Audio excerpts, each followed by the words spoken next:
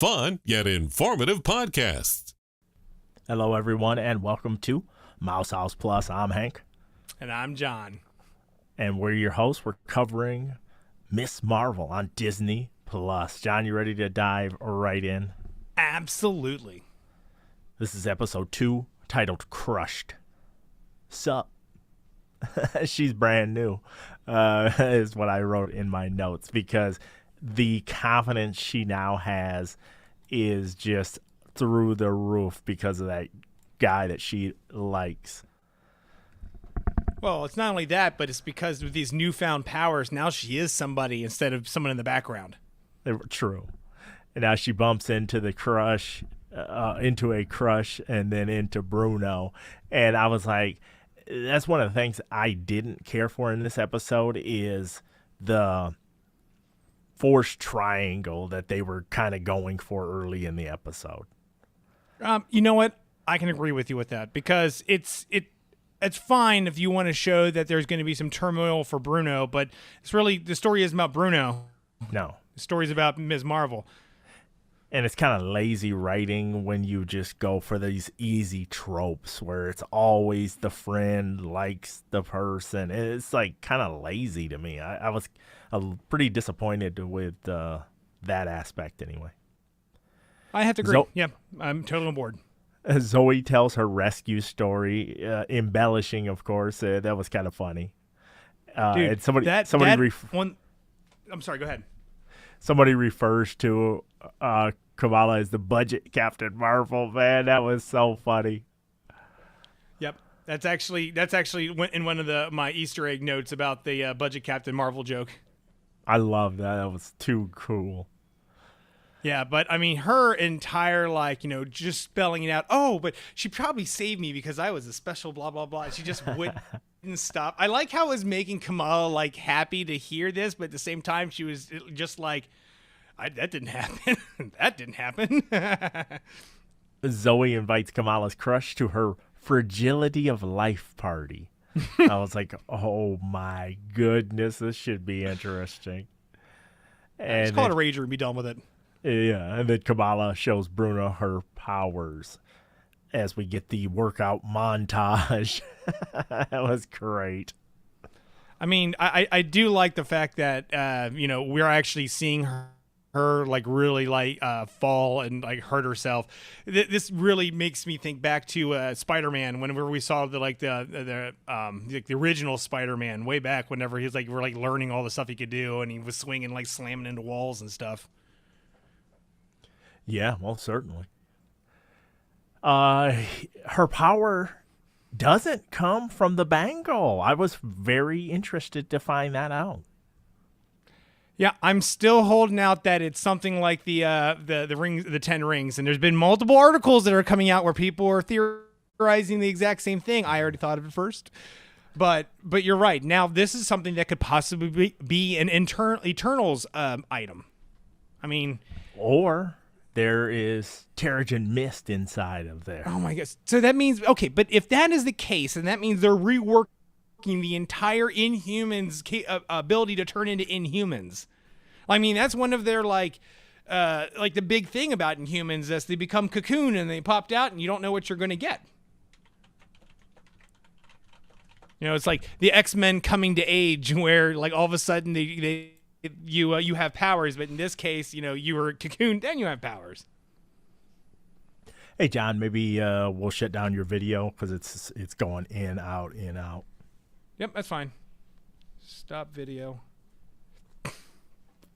Yeah, I'm networked, so I'm hard networked, and I'm looking at you. You're kind of pixelated as well, so but yeah. I mean, not bad. You're not lagging or anything. Yours was too, but your voice just keeps going in, out, okay. In, out. For some reason, all right. Well, I don't know. I don't get okay. it. Is it gonna? You think it's gonna be better now? I think so. We'll see. Okay. Am I related to Thor? I was like, that is dumb. I mean, that's stupid because he's Asgardian. You're not Asgardian. You know what I mean? Come on. Well, okay, but I do get it for the pure fact that they're just trying to think of any explanation that could possibly be leading to where these powers are coming from.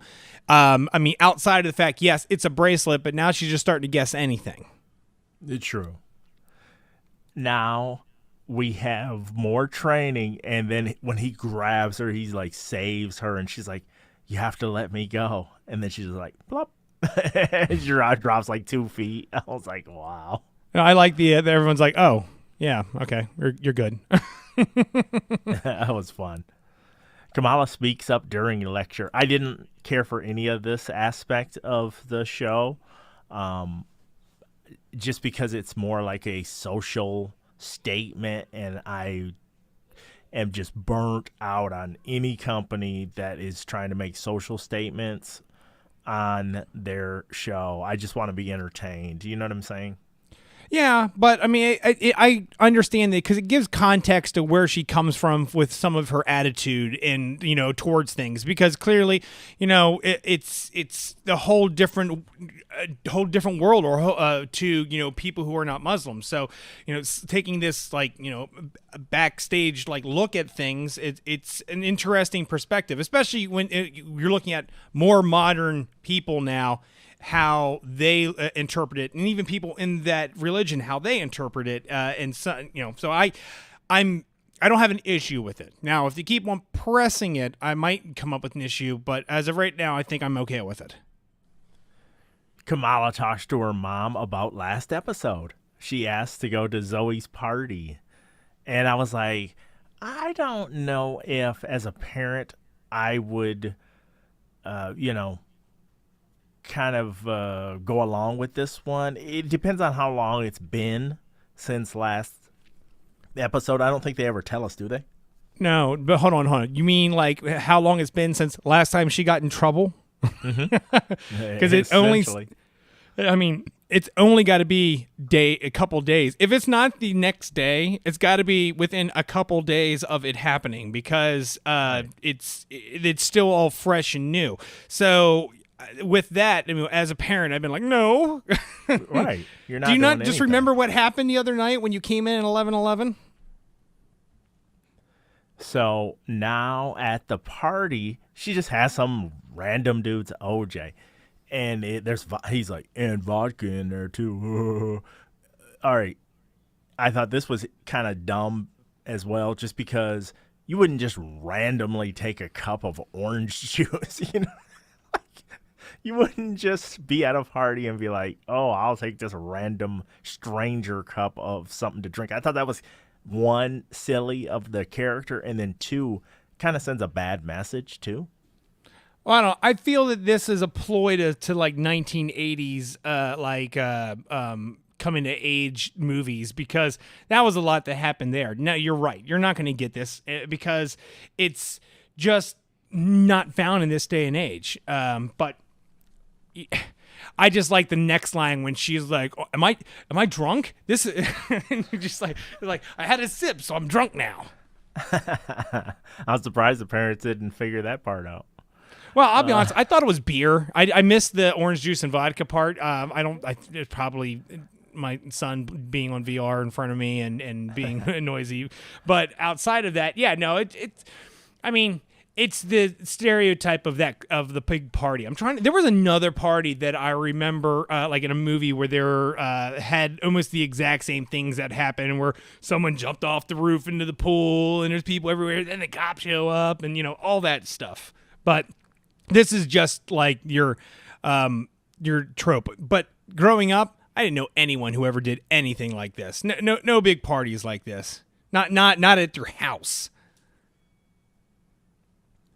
Then she sees her crush, like you said, and he cannonballs off the roof. Does a belly flopper. Somebody thought he did a belly flopper. But Bruno hates on Kamala, as far as we call it hating, when you're trying to stifle a budding potential relationship, so to speak. I thought that was strange. It got the point across that he's jealous. But she didn't pick up on any of it. It didn't feel like.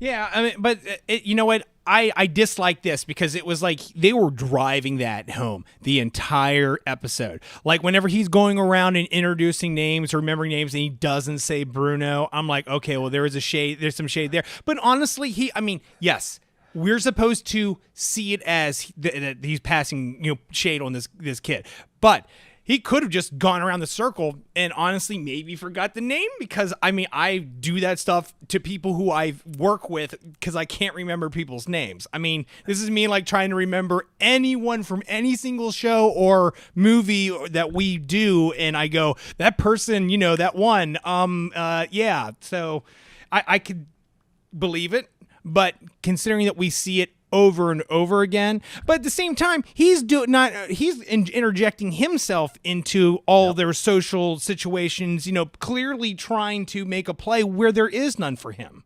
So I don't know. I agree with you. I think they're kind of beating a dead horse with this, like, three-way possible relationship and who cares for who and whatever.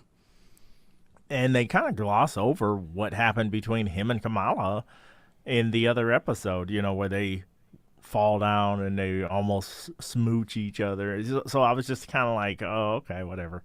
Yeah, but, I agree. I'm not sure what that was all about then. Brian's pretty mad now about the whole situation. Instead of Bruno, Brian. Yep. All right, so now she is flipping out Kamala when she goes home. That is so goofy. Yeah. All right. Then at school, her face is glowing with that whatever animation they're using for her powers. And then her hand starts to glow. I was like, what the heck does that mean, John? Okay, so this was something I was trying to figure out, and this was something that was reminiscent from the comic book itself, where when she starts coming into her power, like the stretchiness just starts happening at school, and like her nose starts kind of hanging down. It's kind of like, think about like Mr. Fantastic melting, kind of, whenever he's like, he can't hold himself together. But that's not how her powers work in the comic books, but for the best perspective to make it understandable, let's just go with that. But yeah, so in this case, they're projecting the visual cues instead of her actually like physically stretching. And although I really would have liked to see what she would have done with her nose lighting up like that. And why didn't she share it with her friend? Exactly. That's why I was like, I thought her and Nadia were really close, but apparently she trusts Bruno, more than anybody. Well, hey, you know what? She was going to pass that helper over the stall. Why not share, what's going on? Nadia is running for the mosque board. I just have no interest in this portion of the story. Yeah, but you know that they need to have like a C plot going on in the background just to keep it grounded. That's the only reason why they're doing it, is because they want to keep it as real, some sort of realism in the entire show. So you got to have a real issue that happens outside of the fabricated government agency chasing person who has powers in some weird way. I was going to say something, but I will leave it lie. Bruno is meeting with Mr. Wilson. He can go to Caltech if he wants to. Bruno, have you ever seen a movie? That was great. That dude is outstanding. Mr. Wilson is fantastic, man. But they don't tell us if he says he's going to go or not go. I think he's going to go. I think he's going to end up going, or at least saying he's going, because he's crushed that she likes that other guy. What do you think? I can say agree with you with that. I believe that he would end up going at the end of the series and then stay in touch that way. But it's regardless of your friend, you got to think about your future. It's coming up for yourself. If it is a fully fledged paid ticket through Caltech, meals, room and board, don't think about it. That should be a yes, because that doesn't happen. It's like 1 in a billion, or not. That's a little too high, but it's definitely, it's really hard to get a complete pass into a college like that. Kamala and Crush are going driving when Bruno shows up to talk to her. But, she doesn't have time for Bruno right now. They're kind of beating that up too much for me as well. That whole, I don't have time for you. It's just such a common play on these kinds of scenarios that it's just kind of annoying a little bit to me. Well, let's talk about this panorama. First off, you got 6 people in a Porsche. I was like, what? How do you pull that off? Yeah. Well, I was like, it must be the 4-door one, but still, that's kind of tight in there. And it's my uncle's car. And then, we're gonna teach you how to drive in the what is that? I think that's like $130,000 car, something like that. I'm like, okay. You have now jumped out of the realm of possibility into you're insane. So, because nobody does that. That's like, hey, Hank, do you know how to drive manual? No. So let me put you in my limited edition F50 Ferrari and let you drive that around in manual. Don't mess it up. That'd be awful. I thought it stuck out like a sore thumb that this guy wasn't who he was supposed to be, because it's gonna sound, it might sound a little mean, but he just like beelines to her. You know what I mean? Like all these other girls are giving him attention, but he like is fixated on Kamala, and we just have so much in common and stuff. I was like, this is just too good to be true. That's what I instantly thought that. I'm glad that you said that, because I was thinking the same thing too. Because if you look, okay, I'm not trying to, make cracks on her, but like the line of people that were there, I was like, you know what? He's being very selective, considering that he's just going down the line of these girls, and then he picks her out of the rest of them, and didn't try to flirt with anybody else. Right. So it was too forced. Yeah, and the thing is, like, it's not like they had that much communication. She looked at him the one time, and then after that, it's automatically they're connected now. And but which makes me wonder, like, leading into this whole thing, like how this is going in the next episode. Like, how did they track her down so quickly, or is there something else that's going on? Maybe there's a tracker on the bracelet. Oh, interesting. Now, they have a lot in common, as we stated. And then her brother shows up, and they're having to play it off. That was kind of fun, I will be honest. Yep. I'm really liking him. I'm have to look him up. Is he a comedian by chance? If he's not, he should be. Yeah. And he used to work at Hot Topic. Oh yeah. Oh, during his goth phase, he's like, "Wasn't goth phase?" They're like, "You wore a lot of black," and then she just throwing him underneath the bus, being like, "Yeah, what about those spiky collars that you had?" That was it. I mean, they're scenes for their family like gatherings where you're having the interaction between all of them. They're doing a very convincing job of telling me that this is a family unit. We get another we get that train story about Santa. And is that her grandmother that disappeared, or her great grandmother that disappeared that night? I was very confused. It's her great grandmother, because they talk about her grandmother. Yes, it's her great grandmother's, because her grandmother ended up with the possessions, and then that's how they ended up with her mom. And when her mom had it, she said, when she called her grandmother, because that's who she was talking to on the phone, she said, "No, it was my mom's, your great grandmother." So yes, it was 2 generations ago. Okay, I was really confused by that. Or 3. Is that 3 generations? It might be 3. Whatever. And then, so they talk about the night that she disappeared, as Kamala passes out and has a vision. Are you paying close attention to these visions? Yes, but there really wasn't too much in this next vision outside of starting to see her. Who I'm assuming is her great grandmother. Okay. So I mean, did you see more into it and I missed stuff? No, I was just wondering if you noticed anything that kind of stood out or not. I'm sure they're going to go back and show us stuff. I think they will anyway, but I wasn't too I didn't really feel like there was too much there that we're going to be able to even understand yet because they haven't filled in the blanks. Yeah, no, I agree. So when she calls her grandma to get answers, that's when her dad is outside the door trying to get in. He's pretty fun too. I like him too. Yeah, I'm telling you, the family dynamic that they have set up for this is terrific. Bon Jovi, dude. That Slippery when wet, man. No, please don't. I just got that cleansed out of my mind, and now you brought it back. Yep. Oh, I got the album, man. Come on. Ouch. When they're talking about that, I was like, this is crazy to hear them talk like that. Hey, I was a white boy growing up in the suburbia. Of course I had that album.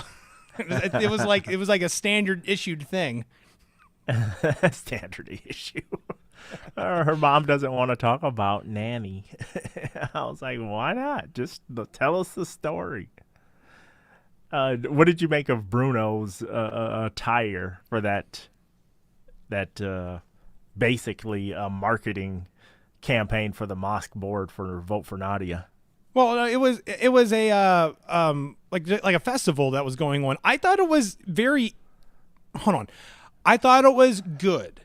But when they were like, is this too much? And they're like, yeah, it's too much. But if you looked at everybody else, he actually looked a lot more relaxed than anybody else. So I'm not quite sure how that's too much. Is it the purple? I mean, that's the only thing I could think of is because, I didn't see anybody in full purple, but it didn't really stand out to me that much. I didn't think so either.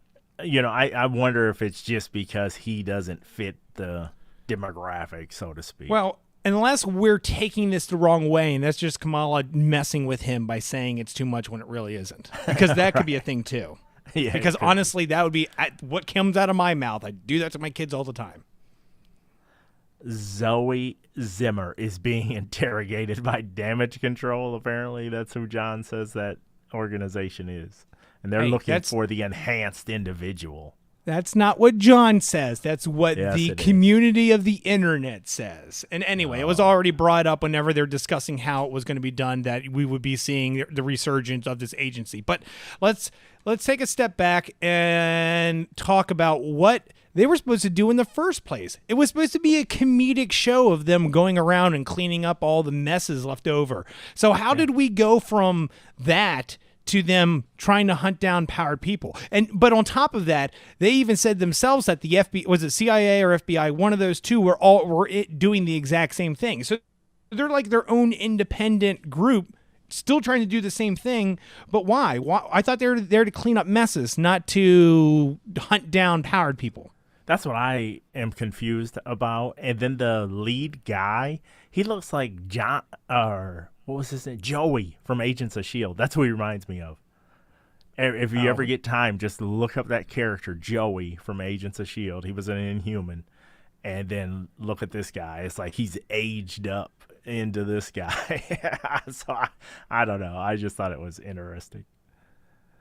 The greatest name in comic book television, the Illuma Aunties, dish the dirt on Granny. Man, they were just, my goodness, I don't want to offend anybody, but they were the typical, the what comes to mind when you think about aunts getting together and just, girl, let me tell you something. I was like, wow. That was a real good interpretation of what really happens. So, but you know what? I would dislike when they were like, oh, she was a bad person. And then she was like, okay, and then she keeps saying like, and why do you think that? And then it would go to somebody else. And you're like, but why? Come on, someone answer the question. I heard she did such and such and this and that, and she brought disgrace on the family. Okay. How? She murdered somebody. Ooh, and everyone's like, put the brakes on. just then, when it was getting dicey, there's a kid dangling from a curtain. That was the dumbest situation. He's out there selfieing it up. So, okay. I know what you're going to get at here. You're going to be like, Stupid. this is lazy writing. But actually, this is lazy comic book writing because this, again, was taken out of the comics. So it's not so much that the writers honestly probably should have came up with something better. But for a change, we have a group that is trying to stick it close to the original comic book as much as they can outside of the fact that she's not an Inhuman, or maybe we will find out. Maybe she is the introduction to Inhumans. This is what we should have done in the first place. Maybe. We'll see. We will see. So Kamala springs into action.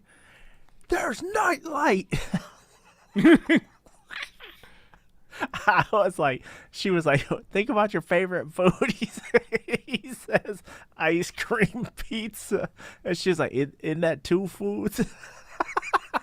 That was so friggin' funny that he was fixated on this stupid ice cream pizza. She was like, how does that work?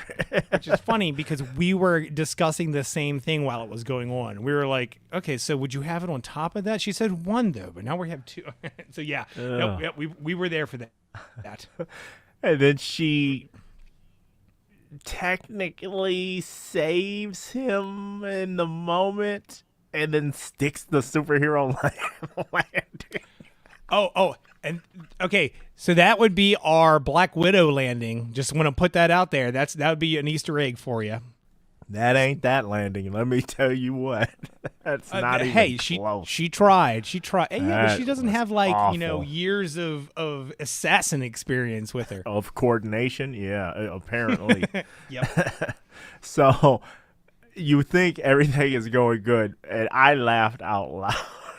When she has this vision and it messes everything up, and this little dude just goes flop, flop, flop, smack onto a car, man.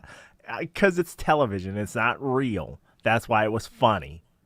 But if it was real, I wouldn't laugh at that. But it was hilarious because he's going to be having that ice cream pizza through a straw. Yeah, no, you know what?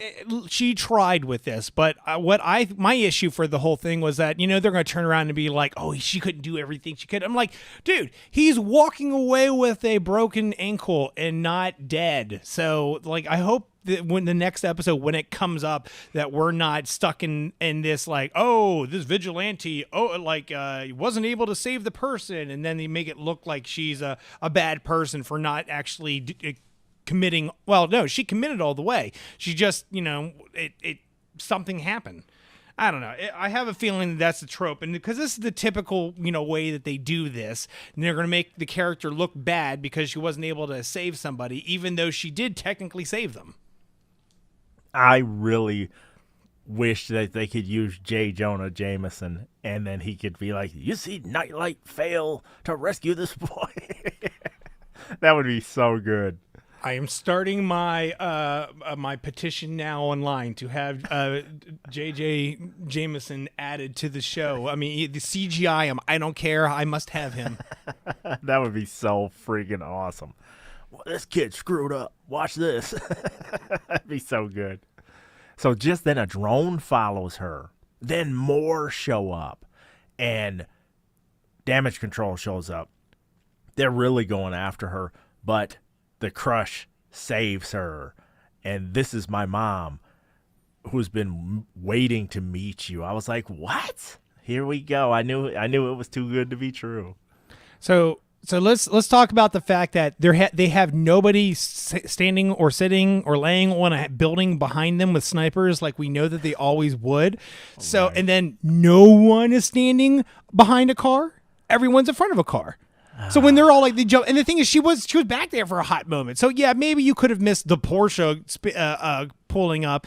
It got away quickly, but I'm just sitting there like, man, okay, this is not necessarily lazy writing to make your the police Damage Control look ridiculously lazy in general. Side note, did you notice that what the drones were from? No, but I caught something after the episode went on, after the credits started going. Well, the drones are Stark drones from the Spider-Man No Way Home. Nice. Or no, not No Way Home. Spider-Man. Is that the second one? Oh my gosh. I know. Far From Home. Far From Home. See, that's what happens when you keep all the things similar. Please let me go home.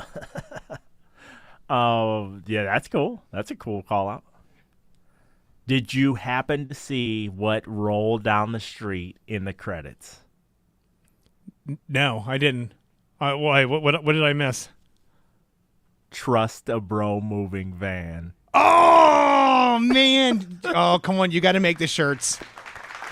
We need some shirts, now. Man.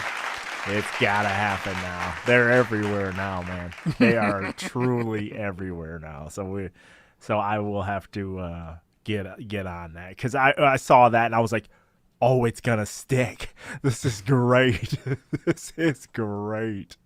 Oh man, no, I missed it. I will go back and find it because I want to rewatch the episode anyway. It's almost immediately after the episode. It's almost immediate. It's just driving right up the street. I'm like, yes. So as for Mom, I did not spend a lot of time searching because I just watched the episode yesterday and then I started going through everything before we started.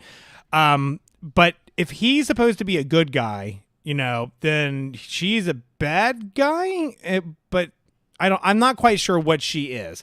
But the thing is, like, even with because I typically grab my Easter eggs from like Screen Rant, because I mean they do a really good job of keeping everything aligned, and even they don't have anything on the mom. So I have no idea anything about this mom leading into this, or I guess ending this. Okay. Any other Easter egg callouts you wanted to bring up before we go to ratings? Well, she said in the beginning that she thinks she has Ant-Man powers. That was a fun one. I wish he would show up.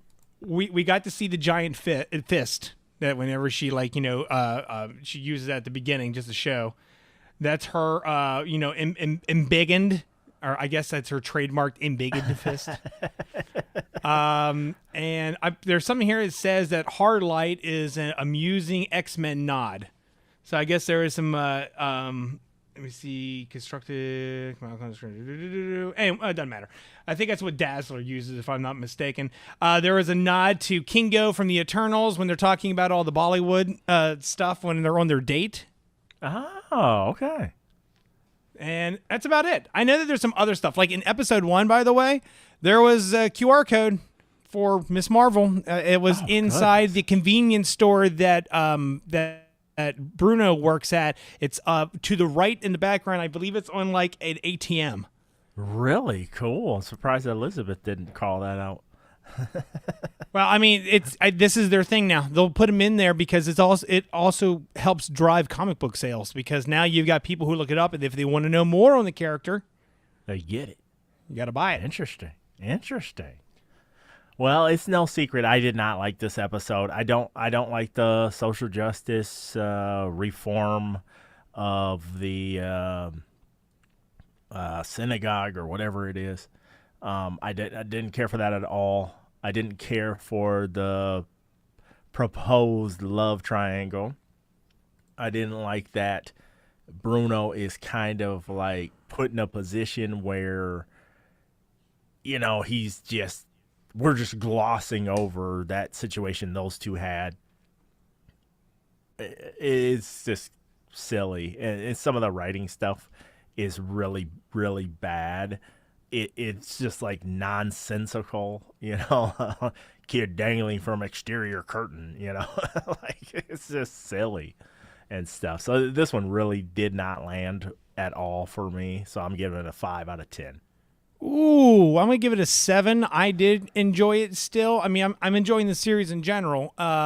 But no, you're right. There are some things in there that they probably could have done a better job with. Sorry, there's a lot of things in there they probably could have done a better job with. But I'm still enjoying it. And it's not the actress or the character and the actress are just awesome. As far as, I don't know anything about the comics on this one and stuff, and I'm glad I don't. I love how she's portraying the character, but these writers, whether this is source material from the comics or whatever, they got to give these actors something better.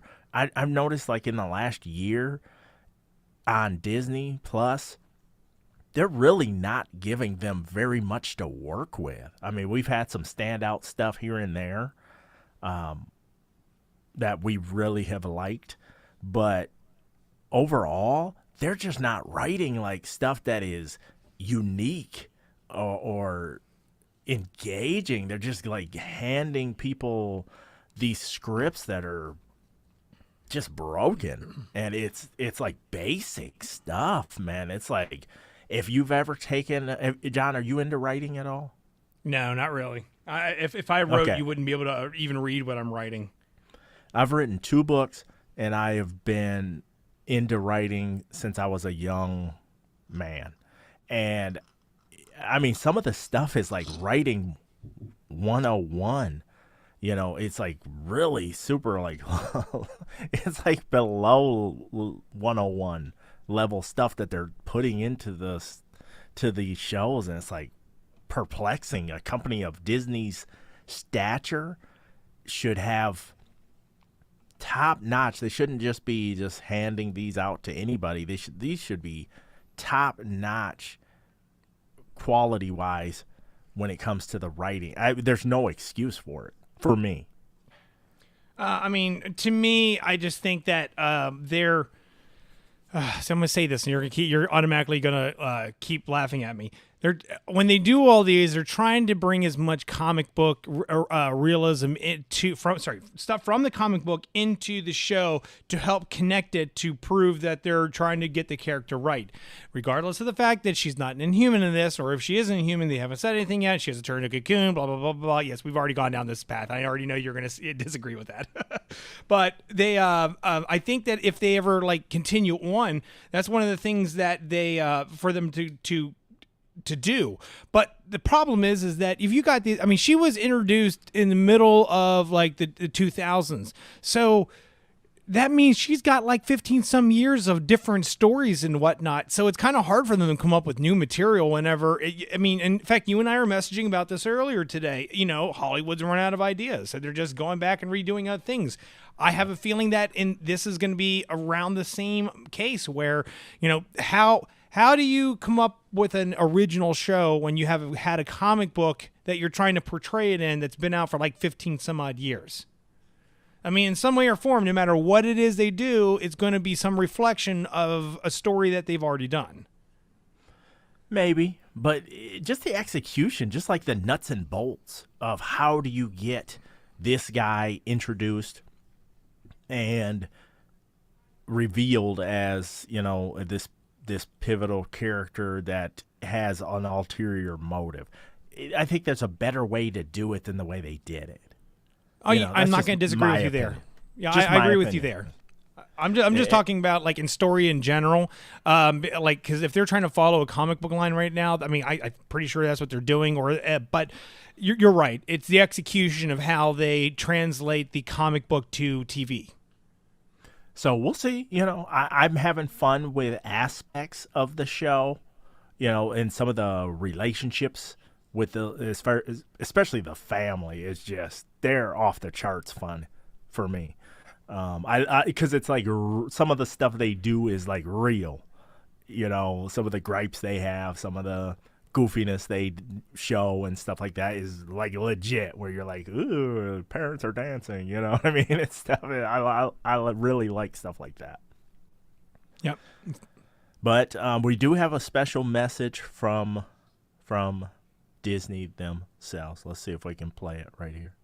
Don't ask questions. Just consume product and then get excited for next product. Yeah, that seems about right. That seems about right. All right, John. Anything else before we wrap her up? You got to warn me about those things, man. That was funny. That's a choking hazard, ain't it? Yes. No, I don't have anything. Disney related. Outside of that, I guess you and I have to talk about maybe future plans of other shows that we're finding out about. So who knows? We got a lot coming. We got a lot. We got She-Hulk showing up. We got House of the Dragon is going to be here before you even know it in August. That one I just showed you, if that actually comes all the way through and we get this extended story on Jon Snow now, which means that we'll be doing that as well. Ugh, we'll be podcasting for quite some time. So that's awesome. Everybody, I may sound like I'm complaining, but I went from barely listening to podcasts to Hank roping me into podcasting pretty quickly. So like for me, I feel like I've been doing this forever now, when in reality it was just a quick switch. But no, I've been doing this for what, like at least 6 years. When did Agents of S.H.I.E.L.D. end? How long ago? Oh my goodness. Old man brain is kicking in. Because I jumped in around season 4, I think. Oh wow. Okay. 4 or 5. I don't know. So you've at least been doing podcasting 5 years at least. Wow. At minimum. All right. Well, that's awesome. Lots of stuff coming up down the pipe. I'll be announcing very soon, so stay tuned for that. But that is going to do it for this edition of Mouse House Plus. If you have feedback for the show, please hit us up at tpnetwork.com/feedback. Let your voice be heard. For John, I'm Hank. Until the next time, we're signing off. Say goodbye, Zuzu. Zuzu, say goodbye. Zuzu! TPE Network. There ain't nothing else like it.